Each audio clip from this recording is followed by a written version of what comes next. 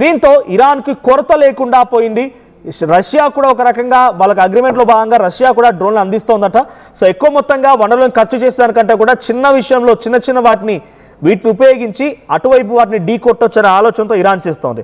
అయితే America wall street journal అనేటువంటి ఒక జర్నల్ ఇచ్చినటువంటి కథనం మేరకి రష్యాతో యుద్ధం కోసం ఉక్రెయిన్కి భారీగా ఆయుధ సాయం, గాజాలో ఇజ్రాయెల్ దాడులకి సాయంతో ఈ పరిస్థితి తలెత్తిందట.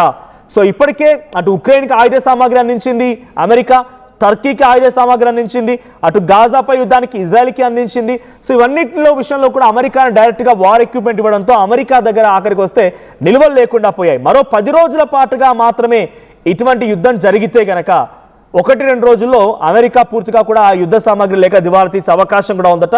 డైరెక్ట్గా పెంటగాన్ అంటే వార్ ఎక్విప్మెంట్కి సంబంధించి ఇచ్చిన రిపోర్ట్, పెంటగాన్ రిపోర్ట్ ఇచ్చిన నివేదిక ఆధారితంగా ఈ విషయాలు తెలుస్తూ ఉన్నాయి. సో అయితే కొరత తలెత్తే అవకాశం ఉంది అని మాత్రమే ఆ రిపోర్ట్లో పొందుపరిచారు. బట్ చాలా మంది అనలిస్ట్ చెప్తున్న మాట, ఇంటర్నేషనల్ కథనాలు వస్తున్న మాట ఏంటంటే అటు గాజాపై దాడికి ఇజ్రాయెల్కి, రష్యాపై దాడికి ఇరాన్కి, టర్కీకి, వీటన్ని దేశాలకు అందించిన మూలంగా వాళ్ళ దగ్గర